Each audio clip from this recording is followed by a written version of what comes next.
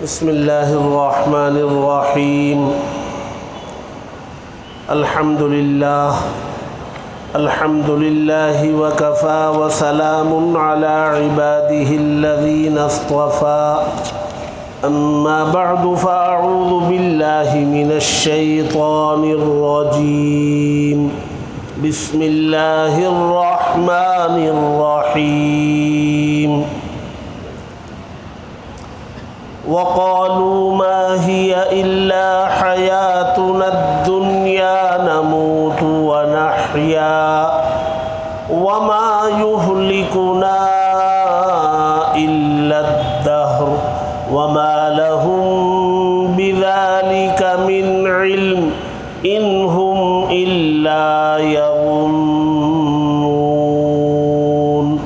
صدق الله العظيم۔ بزرگان محترم، عزیزان گرامی، رمضان المبارک کے 20 روزے مکمل ہوئے اور ہم نے 21ویں تراویح پڑھی، اور آخری عشرے کا اعتکاف جو مسنون ہے، جن احباب کو اللہ نے توفیق دی وہ لوگ سنت والے اعتکاف کی نیت سے مساجد میں قیام کیے ہوئے۔ پوری دنیا میں ہزاروں لاکھوں لوگ، اس ملک میں بھی لاکھوں لوگوں نے مختلف مساجد میں اعتکاف کیا ہے، بہت بڑی عبادت ہے یہ اعتکاف میں بیٹھنے والے احباب اللہ تبارک و تعالیٰ کو منائیں گے، روئیں گے، گڑ گڑائیں گے، دنیا کے اور ملک کے حالات کے بدلنے کی گزارش کریں گے، تو اللہ تبارک و تعالیٰ یقیناً سنیں گے، حالات میں تبدیلی آئے گی۔ اللہ تبارک و تعالیٰ ان تمام معتکفین کے اعتکاف کو قبول فرمائے، دنیا میں اور اس ملک میں تبدیلی لانے کا ذریعہ بنائے۔ تاخراتوں کا سلسلہ بھی شروع ہے، آج پہلی تاخرات ہے۔ یہ جاگنے کی راتیں نہیں ہیں، عبادت کی راتیں ہیں، ان کو عبادات میں گزارنا چاہیے۔ قضائے عمری جن کی ہیں ان کے لیے یہ بہترین موقع ہے کہ وہ اپنی زندگی کی جو نمازیں چھوٹی ہوئی ہیں وہ پڑھنا شروع کر دیں۔ اس کا طریقہ بھی بہت آسان ہے، سارے کاموں سے فارغ ہو کر کے میری زندگی کی پہلی فجر کی قضا نماز پڑھتا ہوں، وہ ہو گئی 2 رکعت، پھر اس کے بعد میری زندگی کی پہلی ظہر کی قضا پڑھتا ہوں 4، پھر میری زندگی کی پہلی عصر کی قضا پڑھتا ہوں 4، پھر میری زندگی کی پہلی مغرب کی قضا پڑھتا ہوں 3، پھر میری زندگی کی پہلی عشاء کی قضا پڑھتا ہوں 4، پھر میری زندگی کی پہلی واجب الوتر قضا پڑھتا ہوں 3۔ ایک دن کی نماز مکمل ہو، پھر اس کے بعد بھی نیت ویسی ہوگی، نیت میں فرق نہیں آئے گا۔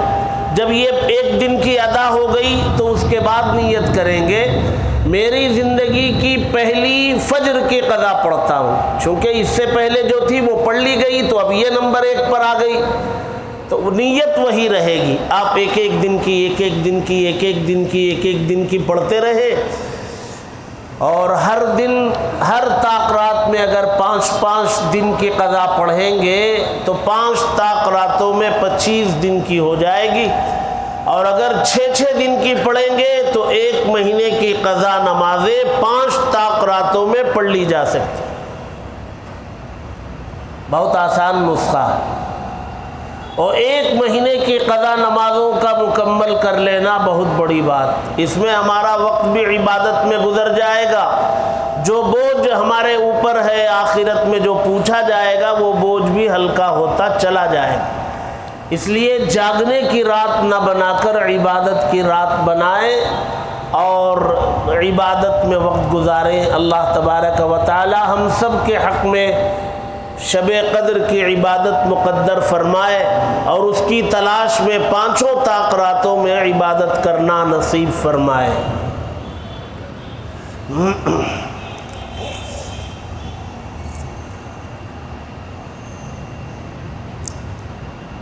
کچھ لوگ ہیں وہ خواہشات پر عمل کرتے ہیں۔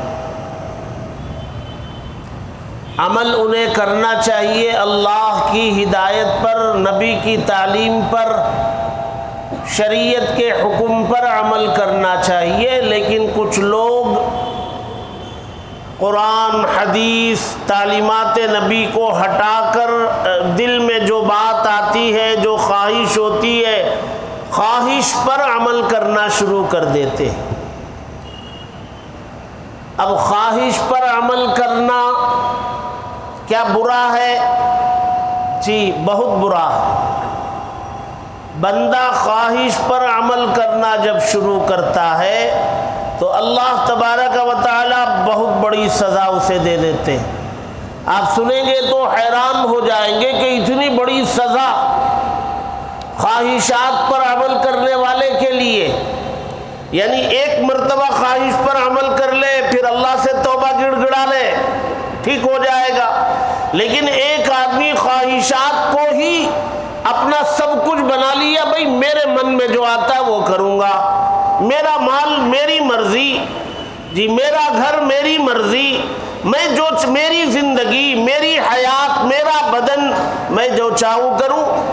آپ کو اعتراض کا کیا حق ہے؟ یہ جو سوچ بنتی ہے، یہ سوچ ایک دفعہ میں نہیں بنتی، یہ سوچ بننے کی وجہ ہے، وہ سوچ اللہ تبارک و تعالی بناتے ہیں۔ کیوں بناتے ہیں؟ اللہ تبارک و تعالی فرماتے ہیں کہ خدا تو مجھے بنانا، اللہ کو خدا بنانا ہے، اللہ کو معبود بنانا ہے، اور اللہ تبارک و تعالی کے احکامات پر عمل کرنا ہے۔ اب ایک بندہ احکامات کو چھوڑتا ہے ہر چیز میں،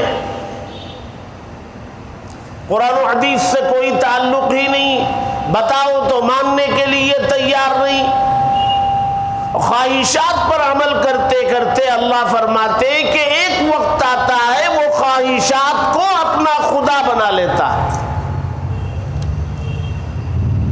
اس بندے کا خدا کون بن جاتا ہے؟ خواہشات بن جاتی۔ یہ کون کہہ رہے ہیں؟ یہ اللہ فرما رہے ہیں۔ جب خواہشات کو وہ خدا بنا لیتا ہے تو اللہ تبارک و تعالی اس کے کانوں پر سیل لگا دیتے ہیں، اس کے اوپر ایک سیل لگا دیتے ہیں،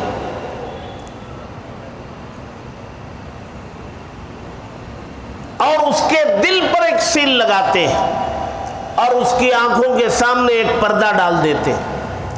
کانوں میں کوئی خیر کی بات، اللہ کی، نبی کی بات، وہ کانوں کے راستے اندر جا نہیں سکتی، سیل لگا دی گئی۔ اور دل میں کوئی بات اتر نہیں سکتی، اللہ کی رسول کی سیل لگا دی گئی۔ اور آنکھوں سے کوئی حق نظر نہیں آ سکتا ہے، اللہ تبارک و تعالی نے پردہ ڈال دیا۔ یہ سزا اللہ تبارک و تعالی دیتے ہیں ان بندوں کو جو قرآن و حدیث کو چھوڑ کر خواہشات پر عمل کرتے، ان کی سمجھ میں نہیں آتا۔ جی مثال کے طور پر بہت سارے لوگ جو ہے وہ صدقہ کرتے ہیں۔ صدقہ کرنا بہت بڑی عبادت ہے، قرآن و حدیث میں صدقے کے فضائل ذکر کیے گئے ہیں۔ ایک تو ہے زکوٰۃ، وہ فرض ہے، اور صدقہ وہ فرض نہیں ہے، آدمی ارادہ کرتا ہے وہ صدقہ دیتا ہے۔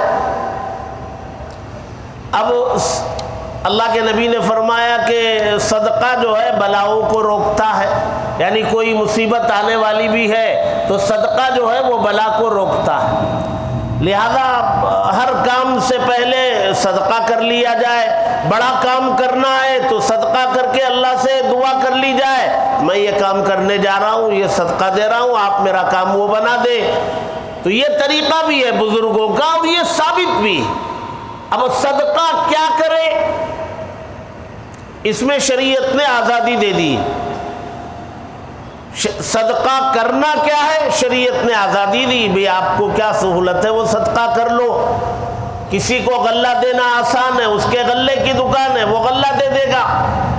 ایک موٹا چاول کسی کو دے دے گا، صدقہ کر دے گا، اس کی چاول کی دکان ہے، اس کے لیے چاول دینا آسان ہے، وہ چاول دے دے گا۔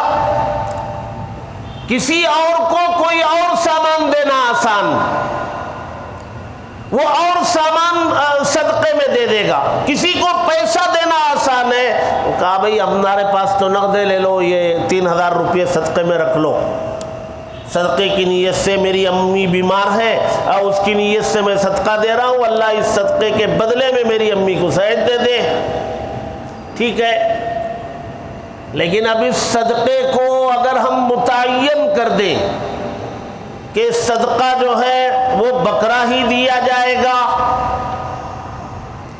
یہ جو بکرا ہی دینے کی جو بات ہے، یہ بات پوری شریعت میں کہیں نہیں لکھی گئی ہے، یہ کہیں سے کسی نے چلائی چل گئی ہے۔ اب لوگ یہ سمجھنے لگے ہیں کہ صدقے میں بکرا ہی دیا جانا چاہیے، اب پھر بکرے میں بہت ساری قیدیں آ گئیں، وہ کالا ہی ہونا چاہیے۔ لوگ ایک بازار سے دوسرے بازار کا چکر لگاتے ہیں، بھئی کیوں؟ نہیں، وہ صدقے میں دینے کے لیے بکرا خریدنا ہے تو بھئی خرید لو۔ کہا نہیں، پورا بازار دیکھ لیا کالا بکرا نہیں ہے۔ اچھا، یہ کالے پہلے تو بکرے ہی کی قید نہیں ہے، بھئی آپ کو صدقہ کرنا ہے جو چاہے کر لو۔ پہلے تو بکرے کی قید لگائی، نمبر 2 پر کالے رنگ کی قید لگائی، اور نمبر 3 پر بعض لوگوں نے یہ کہا کہ جس کی طرف سے صدقہ دیا جا رہا ہے اس کا ہاتھ بھی اس بکرے پر پھیر دو۔ یہ جتنی شرائط ہے نا، یہ سارے انسانوں کے لگائے ہوئے۔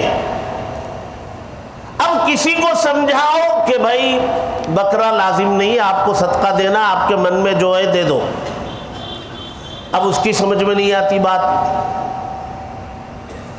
اس کی بات سمجھ میں نہیں آتی، وہ بکرے ہی کے پیچھے پڑا ہے۔ یہ خواہشات پر عمل۔ جی، کچھ لوگ جو ہے افطار پارٹی کرتے ہیں۔ اب افطار پارٹی میں ایک تو سیاسی رنگ ہے، سیاستدان آتے ہیں، ان کو زبردستی ٹوپی پہنائی جاتی ہے، بہت سارا ناٹک چلتا ہے، وہ اپنے مفادات کے لیے کرتے، اس کی کوئی حقیقت نہیں، کوئی اصل نہیں، اس میں وبال ہے۔ کچھ لوگ جو ہے محلوں میں کرتے ہیں، اس میں روزے داروں کو کھلاتے ہیں۔ سوال یہ ہے کہ بھئی روزے داروں، جن روزے داروں کو آپ کھلا رہے ہیں ان کے گھروں میں کھانا موجود ہے، یہ افطار پارٹی میں آپ نے جو ہے 50, 60, 70 ہزار روپے خرچ کیے، یہ 60, 70 ہزار کے جو ہے 2 ہزار کے غلے کی کٹ بناؤ اور پورے محلے میں سروے کرو کہ جس کے گھر میں تنگی ہے، فاقہ ہے، بیمار ہے، شوہر کمانے والا، گھر میں تنگی ہے، ان گھروں کے اندر یہ 2-2.5 ہزار کے غلے کا پاکٹ بنا کر کے پہنچا دو، یہ زیادہ ثواب کا حامل ہے۔ وہ جو آپ کھلائیں گے افطار کرا کے، وہ مالدار لوگ جن کے گھروں میں کھانے کی سہولت ہے وہ کھائیں گے، آپ اس سے بہتر ہے یہ کر لو۔ لیکن یہ بات ان کی سمجھ میں نہیں آئے گی۔ کیوں نہیں سمجھ میں آئے گی؟ انہیں دین پر عمل کرنا نہیں ہے، انہیں خواہش پر عمل کرنا، اور خواہش پر عمل کرنے کا نام دین نہیں ہے۔ خواہش پر عمل کرنا انسان کو تباہی کے دہانے پر لے جاتا۔ ایک آدمی ہے، مسجد کے بازو میں اس کا گھر ہے، اذان بھی اس کو سنائی دیتی ہے، اقامت بھی سنائی دیتی ہے، امام جو رکعت باندھ کر قرات کرتے ہیں وہ بھی اسے گھر میں بیٹھے بیٹھے سنائی دیتا۔ اب وہ گھر میں ہے، اس کی ماں بہت سخت بیمار ہے، اور اس کے علاوہ ماں کی دیکھ ریکھ کرنے والا کوئی نہیں ہے، نہ اس کی بیوی ہے نہ بہن ہے، کوئی نہیں، گھر میں بیٹا اکیلا ہے۔ اب اذان ہو گئی، اقامت بھی ہو گئی، جماعت بھی کھڑی ہو گئی، اب وہ کیا کرے گا؟ امام صاحب کی قرات سن رہا ہے، نماز میں آ جائے گا ماں کو چھوڑ کے، یا نماز مسجد میں آنا چھوڑ کر گھر ہی میں پڑھ لے گا اور ماں کی خدمت اور دیکھ ریکھ میں رہے گا، وہی مصلی بچھا کے نماز پڑھ لے گا، کیا کرے گا؟ مسجد کے بازو گھر ہے، 10 قدم میں مسجد پہنچ جائے گا، وہ کیا کرے گا؟ مسئلہ پوچھا جائے گا تو اس کو کہا جائے گا کہ بھئی تم گھر میں پڑھو، مسجد میں تم نہ آؤ، تمہاری ماں کی خدمت کے لیے تمہارے علاوہ کوئی نہیں، اکیلا چھوڑنا مناسب نہیں، آپ وہیں مصلی بچھا لو۔ یہ اقتدا نہیں، یہاں جو نماز ہو رہی ہے اس نماز کی اقتدا نہیں ہوگی، تم الگ سے پڑھ لو، جب یہ نماز ختم ہو جائے گی تم اپنی نماز پڑھ لینا۔ اب وہ کہنے لگے میں نے مسجد کی جماعت آج تک نہیں چھوڑی، اب بھی چھوڑنے کا من نہیں کر رہا ہے، میں مسجد ہی میں جا کے پڑھوں گا، تو یہ اس کی خواہش پر عمل ہے، دین پر عمل نہیں۔ دین وہ ہے جو مسئلے میں بتایا گیا کہ آپ کو گھر میں پڑھنا ہے۔ بات سمجھ میں آ رہی ہے؟ دین جو ہے وہ بہت آسان ہے، دین پر عمل کرنے کو اللہ چاہتے ہیں، خواہش پر عمل کو نہیں چاہتے۔ خواہشات پر عمل وہ انسان کو تباہ کر دیتا ہے، دین پر عمل کرنا چاہیے۔ بار بار عمرہ ہو رہا ہے، بھائی آپ کے خاندان میں بہت سارے غریب بھی ہیں، اب کی بار عمرے کی ساری رقم ملا کر کے خاندان کے ایک فرد کو کھڑا کر دو پیروں پہ، 4 آدمی جا رہے ہیں، کتنا خرچ آئے گا؟ 5 لاکھ آئے گا۔ یہ 5 لاکھ روپیے جو ہے اپنے خاندان میں جو غریب ہے اس کو بلا کے 5 لاکھ دے دو، کہو کہ بھئی تم آج کے بعد زکوٰۃ لینا نہیں، دینے والے بننا، اپنا کاروبار شروع کرو۔ یہ دین ہے؟ وہ کہے گا کہ نہیں ہم تو عمرے میں جائیں گے، وہ خواہش، آپ کا عمرہ تو ہو گیا، وہ فرض بھی نہیں، واجب بھی نہیں، پھر بھی آپ نے کر لیا ہے، بہت اچھی بات ہے۔ اور آپ کے 2-4 عمرے ہو گئے اور آپ کے اندر ہم تبدیلی بھی نہیں دیکھ رہے ہیں، جو پہلے عمرے سے پہلے جیسے آپ تھے 4-5 عمروں کے بعد بھی ویسے ہی ہے، کوئی تبدیلی نہیں ہے۔ پہلے عمرے سے پہلے بھی گلا صاف تھا، آج بھی صاف ہے۔ پہلے عمرے سے پہلے بھی آپ کو مسجد میں کبھی فجر میں دیکھا نہیں تھا، آج بھی دیکھ نہیں رہا ہوں، تو آپ کے 4-5 عمرے کرنے کا فائدہ کیا ہوا؟ اس لیے اب نہ کرو یار، اب جو ہے یہ رقم دے دو، عمرے سے زیادہ فائدہ ہو جائے گا۔ سمجھ میں نہیں آئے گا؟ اللہ تبارک و تعالی فرما رہے افرأیت من اتخذ الہہ ہواہ، کیا آپ نے اس شخص کو دیکھا جس نے اپنی خواہشات کو خدا بنا لیا؟ جب خواہشات کو خدا بنا لیا تو اللہ فرماتے وَأَضَلَّهُ اللَّهُ عَلَىٰ عِلْمٍ، تو اللہ تبارک و تعالیٰ نے اسے راہ حق سے ہٹا دیا، جاننے کے باوجود اسے بتایا گیا تھا کہ یہ صحیح ہے غلط، اس کے باوجود اللہ اسے راستے سے ہٹا دیں گے۔ یعنی اسے گمراہی پر کون ڈالیں گے؟ اللہ ڈالیں گے۔ کیوں ڈالیں گے؟ خواہشات کو خدا بنا لیا تو اللہ کیوں ذمہ داری لیں گے اس کی؟ اللہ کی مانتا تو اللہ ذمہ داری لیتے۔ تو اللہ فرماتے ہیں کہ خواہشات کو خدا بنا لیا تو اللہ تبارک و تعالیٰ اسے ہدایت کے راستے سے جاننے کے باوجود ہٹا دیتے ہیں۔ اور فرماتے ہیں وَخَتَمَ عَلَىٰ سَمْعِهِ وَقَلْبِهِ، اور اس کے کانوں پر اور اس کے دل پر مہر لگا دی جائے گی،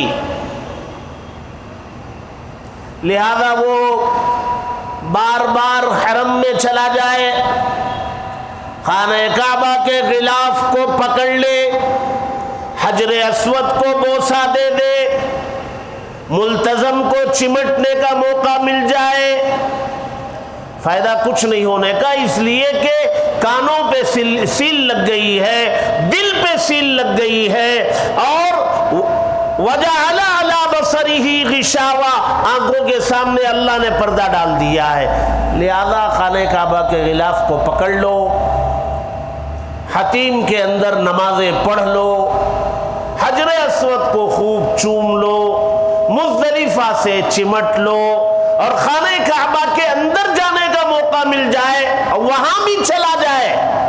ہم نے بہت ساروں کو دیکھا, انہیں موقع ملا خانہ کعبہ کے اندر جانے کا, لیکن رائی کے دانے کے برابر بھی فرق نہیں پڑا زندگی میں. آپ کے اسی بنگلور میں ہیں, رائی کے دانے کے برابر بھی فرق نہیں آیا. کیوں نہیں فرق آیا؟ بھائی توحید کے مخزن, اللہ کی رحمت براہ راست آسمان سے نازل ہوتی ہے تو وہ خانہ کعبہ پہ اترتی, اس کے بعد وہاں سے دنیا میں پھیلتی. اللہ کی رحمت سیدھے آسمان سے خانہ کعبہ پر وہاں سے دنیا میں پھیلتی ہے. اب رحمت کے نزول کی جگہ میں اس چھت کے نیچے اندر چلا گیا, دیر تک رہنے کا موقع ملا, نماز پڑھا, دعائیں کی, سب کچھ کیا, اور باہر آئے تو جیسے پہلے تھا ویسے ہی ہے. کیوں؟ وجہ یہاں اللہ نے بتائی, وَخَتَمَ عَلَى سَمْعِهِ وَقَلْبِهِ وَجَعَلَ عَلَى بَصَرِهِ غِشَاوَةً. اللہ نے سیل لگا دی تھی پہلے ہی, جانے سے بہت پہلے سیل لگی ہوئی ہے, لہذا خیر کی بات کانوں سے اندر داخل نہیں, دل پہ کوئی اثر نہیں, حق نظر نہیں آئے گا. اس کے بعد اللہ سوال کرتے ہیں, فَمَنْ يَهْدِيهِ مِنْ بَعْدِ اللَّهِ. اللہ کے بعد اللہ نے گمراہ کر دیا نا, تو اللہ سوال کرتے اب اللہ کے بعد کون ہدایت دے سکتا؟ جس کو ہدایت دینی تھی اس نے تو گمراہ کر دیا, اب اس کے علاوہ کوئی اور ہدایت دینے والا نہیں. تو اللہ سوال کرتے اللہ کے بعد اب کون ہدایت دے گا؟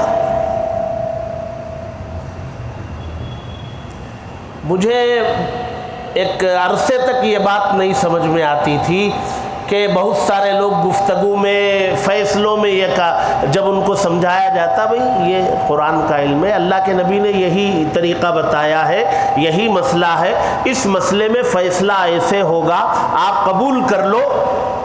تو بہت سی مرتبہ یہ ملتا, حضرت وہ قرآن حدیث شریعت سبھی بازو رکھو حضرت. میں سوچتا تھا کہ بھئی قرآن و حدیث کا ذکر آنے کے بعد کتنی ہمت و جرت سے یہ کیسے بولتا ہے. بعد میں جب ان آیتوں پر نظر پڑی, غور کیا تو سمجھ میں آیا بات تو صحیح, اللہ نے سیل لگا دی تو اسے نبی کی بات کا کیا اس کو لحاظ ہے, اللہ کی بات کا کیا لحاظ ہوگا, یہ تو سب کو پوچھ پاچھ کے رکھا ہے. وہ اللہ گمراہ کر دینے کے بعد ہدایت کون دے گا؟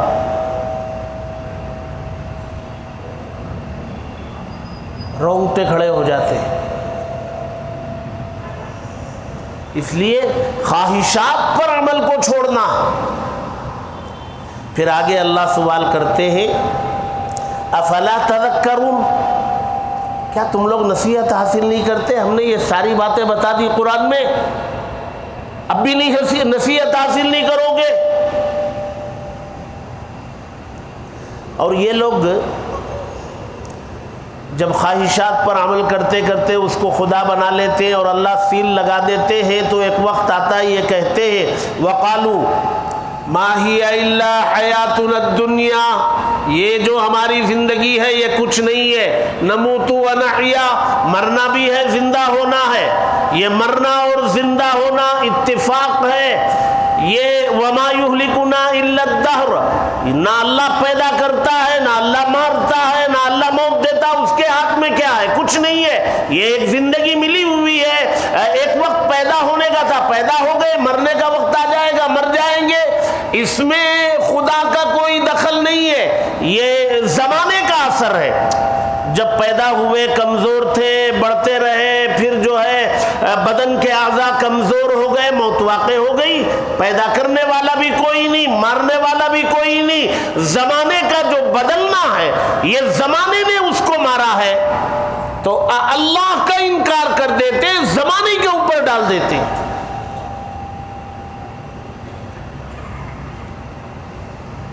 بہت سارے لوگ کہتے ہیں نا کہ ستارہ گردش میں ہے, ہمارا ستارہ گردش میں ہے. بھائی ستارہ آپ کا کون سا؟ آپ کا تو گھر بھی نہیں ہے, آپ کرائے کے گھر پہ ہیں, ستارہ آپ کا کہاں سے ہو گیا؟ کون سا ستارہ ہے آپ کا؟ اس کا اسٹار چمک گیا. بھئی اس کا اسٹار کون سا ہے؟ ستارے سے ہماری زندگی کا کیا تعلق؟ ہماری تقدیر کا سے ستارے کا کیا تعلق؟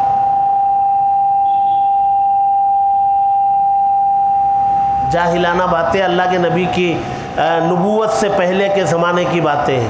اس وقت جو ہے یہ ستارے اور یہ آسمانی یہ ساری چیزیں، نجومی فال دیکھنا، یہ سب نبی کے زمانے سے پہلے کی جہالت کی باتیں تھیں. نبی نے ان ساروں کو ختم کیا. لیکن جب سیل لگ جاتی ہے تو فٹ پاتھ پہ بیٹھنے والا جس کے پاس 2x2 کی چٹائی ہوتی ہے، وہ بھی پھٹی ہوئی نالے کے بعد وہ بیٹھتا ہے، وہ ہماری تقدیر بتاتا ہے. لوگ جا کے اس کے پاس بیٹھتے ہیں فٹ پاتھ پہ. ہماری تقدیر بتانے والا فٹ پاتھ پہ بیٹھا ہے نالے کے بازو.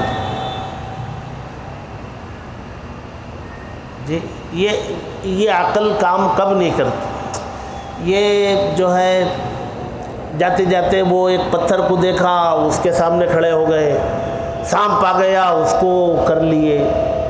جی وہ بڑے جانور کا پیشاب ڈائریکٹلی پینا شروع کر دیے، گوبر اٹھا کے بدن پہ مل لیے. یہ کیا ہو رہا ہے؟ یہ اللہ نے سیل لگا دیا. نہیں سمجھ میں آئے گا. پیشاب کا پیشاب ہونا نہیں سمجھ میں آئے گا. پی رہا ہے شربت سمجھ کے. پیشاب جس کے چھینٹے اڑنے سے ہم لوگ بچا کرتے ہیں، اور چھینٹے بھی اگر اڑ جائیں تو کپڑوں کو بدلنا ہے. جی ایک سکے کے برابر اگر ہو جائے کپڑے بدلنا ہے. بدن کو لگ جائے بدن دھونا ہے. ہمارا مذہب یہ بتاتا ہے. اور کچھ لوگ جو ہے ڈائریکٹ، ہم نے بہت ساروں کو دیکھ ڈائریکٹ وہ ہاتھ لگا کے شربت کی طرح پی رہے ہیں. اور اب تو گوبر بھی کھا رہے ہیں، لکڑی کو پوج رہے ہیں. ہمارے کیا کم ہے؟ کہیں ایک پول گاڑ دو، ایک پول گاڑ کے وہاں ایک بہت بتی سلگا دو، بس ہمارے خواتین مرد چلے جائیں گے، پول کا چکر کاٹیں گے اور پول کو پھول پہنانا شروع کر دیں گے، اس کے سامنے منتیں ماننے لگیں گے. پول کی کیا حیثیت ہے؟ یہ کون لوگ ہیں؟ یہ سیل لگے ہوئے لوگ ہیں. محرم میں جلوس نکلتا ہے، اب تو خیر کم ہو گیا، اب بھی ہے. اس جلوس میں جو ہے کیا کیا سب بنا کے لے کے گزرتے ہیں. تو خواتین بچوں کو لا کے دیتے ہیں، وہ بچوں کو لے کے وہ کیا سب وہ بنا ہوا رہتا ہے اس کے سامنے کرتے ہیں، وہ کرتے ہیں. کیا ہے یہ؟ تو سمجھ میں آیا ہماری کہ یہ وہ لوگ ہیں، سیل لگے ہوئے لوگ ہیں. ان کو سمجھ میں نہیں ہے. آپ لاکھ بول لو، ہم اس ملک کے بہت سارے اللہ کے اولیاء کی مزاروں پر جانے کا موقع ملا.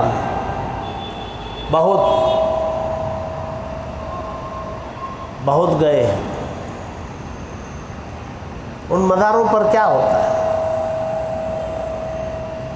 لوگ آتے ہیں، ڈائریکٹ سجدہ کرتے ہیں، چومتے ہیں، چاٹتے ہیں، مزار پر کی چادر اٹھا کے ان کے سر پہ ڈالتے ہیں مجاور، ان سے نذرانہ لیتے.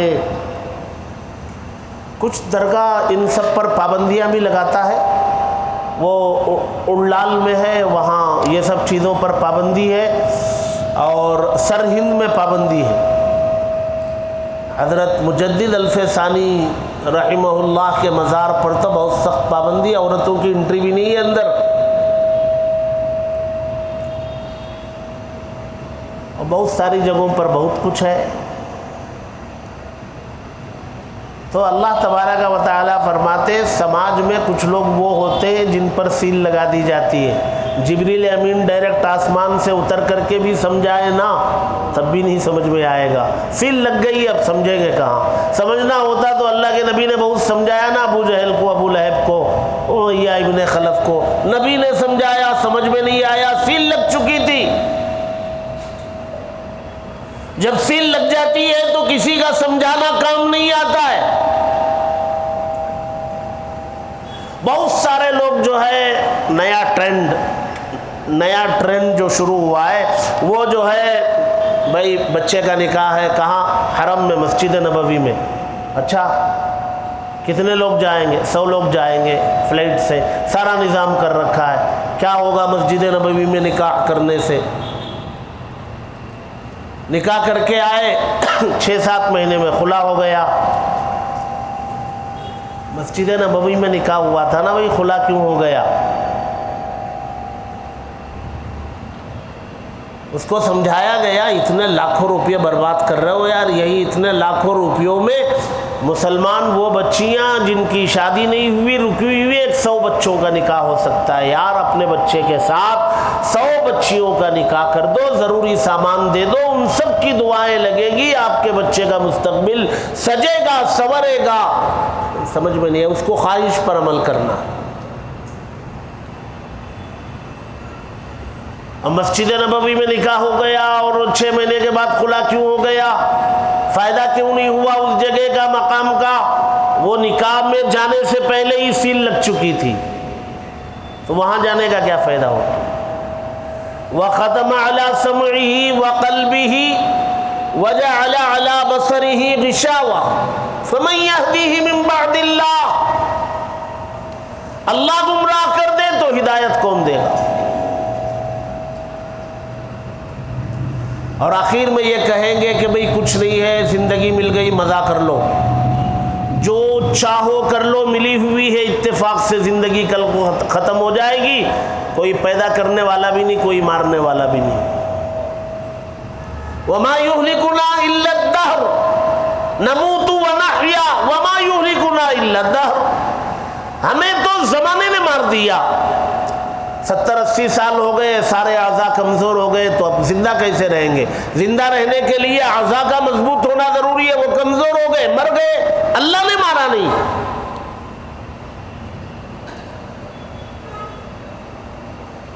اللہ فرماتے وَمَا لَهُمْ بِذَلِكَ مِنْ عِلْمٍ. یہ جو لوگ کہہ رہے ہیں ان کے پاس علم نہیں ہے. إِنْ هُمْ إِلَّا يَظُنُّونَ. یہ تو اپنے دماغ سے بات کرتے ہیں، اپنی سوچ سے بات کرتے ہیں، اندھیرے میں تیر چلاتے ہیں، معلوم کچھ نہیں ہے.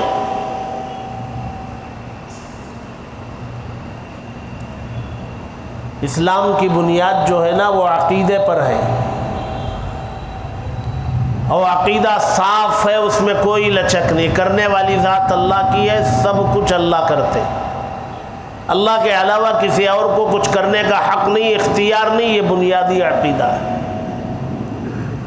اللہ کے دین پر عمل کرنا چاہیے، خواہشات پر نہیں عمل کرنا چاہیے. خواہشات پر عمل کر لیا گیا، ہو گیا، نہ چاہنے کے باوجود توبہ استغفار کر لینا چاہیے. نہیں کریں گے، خواہشات پر ہی عمل کا سلسلہ رہے گا، تو ایک وقت آئے گا کہ سیل لگا دی جائے گی، اور جب سیل لگ جائے گی تو پھر ہدایت کی امید ختم ہو جاتی. اس لیے سیل لگنے سے پہلے توبہ استغفار کرنا ہے. یہ قرآن مجید کی آیتوں میں بیان کیا گیا مضمون ہے، جو دل کی آنکھ کھولنے والا مضمون ہے. اللہ تبارک و تعالی ہم سب کو سمجھنے اور عمل کرنے کی توفیق عطا فرمائے. مسجد کھلی رہے گی، تاقرات ہے، رات بھر عبادت کا موقع رہے گا. حسب سہولت جس کو اللہ نے جتنی توفیق دی، جتنا جاگنا ہے وہ عبادت میں وقت گزرے. اللہ عمل کی توفیق نصیب فرمائے. الحمدللہ رب العالمین والعاقبۃ للمتقین والصلاة والسلام علی رسولہ سیدنا محمد وآلہ وأصحابہ اجمعین. اللهم إنا نسألك علما نافعا وعملا متقبلا ورزقا حلالا طیبا وشفاء من كل داء اللهم ارزقنا علم التوحید وعمل الاخلاص وحسن الخاتمہ۔ اے اللہ ہم سب کے گناہوں کو معاف فرما، خطاؤں سے درگزر فرما، تیرے نیک بندوں میں ہمارا شمار فرما۔ اے اللہ دیکھتے دیکھتے رمضان کے 2 عشرے مکمل ہو گئے، ہم تیسرے عشرے میں داخل ہو گئے۔ پہلے عشرے میں رحمت کی امیدوار تھے، اے اللہ لگا نہیں دل کو کہ رحمت ملی ہے، اور دوسرے عشرے میں مغفرت کا پروانہ ملنا تھا، لگ نہیں رہا ہے کہ وہ ہمارے حق میں ملا ہوا ہے۔ اب تیسرے عشرے میں آ گئے ہیں، جہنم سے برات کا پروانہ دینے کا عشرہ ہے۔ اے اللہ ہم سب کو جہنم کی آگ سے حفاظت فرما، جہنم سے ہماری حفاظت فرما، جہنم سے برات کا پروانہ عطا فرما۔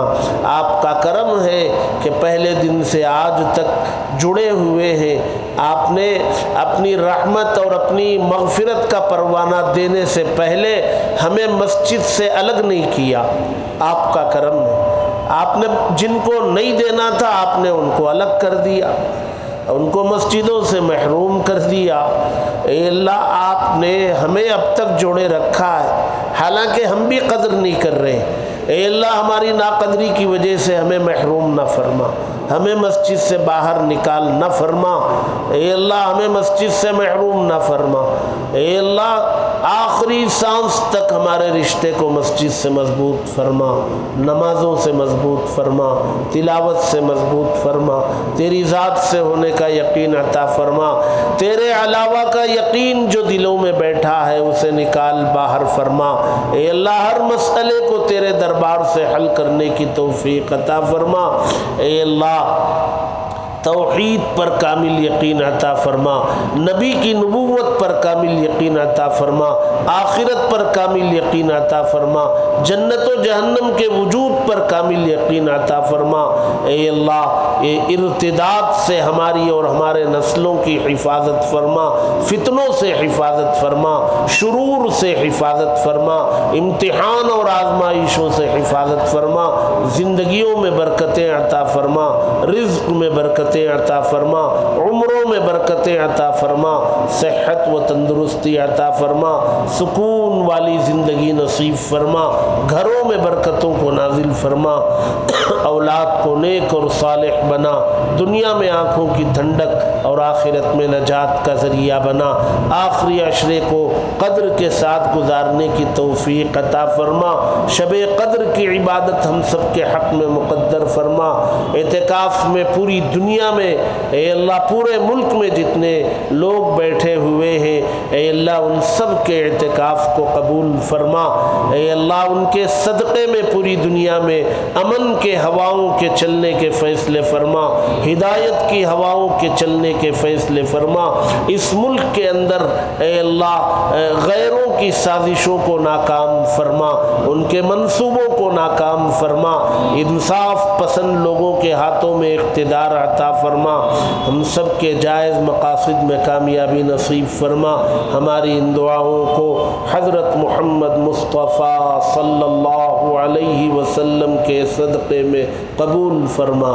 ربنا تقبل منا انك انت السميع العليم وتب علينا انك انت التواب الرحيم، صلی اللہ تعالی علی خیر خلقہ سیدنا محمد وآلہ وأصحابہ اجمعین، سبحان ربک رب العزة عما یصفون وسلام علی المرسلین والحمد للہ رب العالمین۔